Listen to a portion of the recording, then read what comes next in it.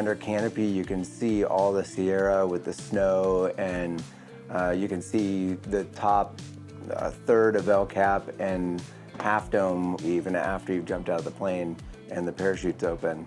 And I mean, that's a pretty cool thing.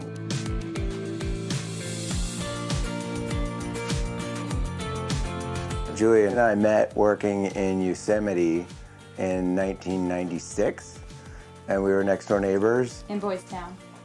She was a lifeguard, and I started working at Curry Housekeeping, and then we both were rock climbing and enjoying Yosemite, the river, and swimming and hiking and all that stuff, and we both enjoyed the outdoors. For some weird reason, I ended up in the fashion industry. Because you're good looking. Yeah, I used to be good looking.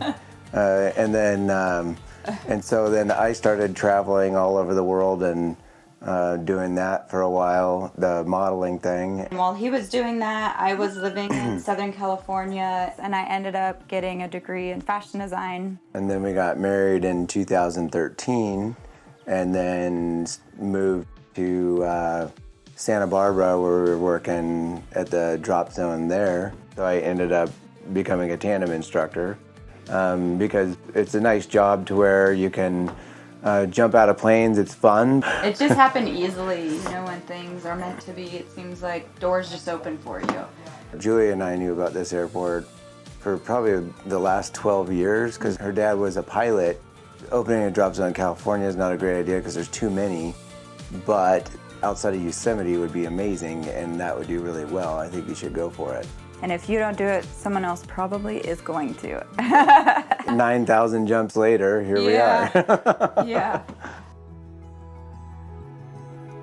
Out of almost 2,000 tandems that we've done now at our drop zone, almost all, or at least 80% of them come to Mariposa just to skydive and end up going into town and going to eat at some of the restaurants or go shopping and check out the community.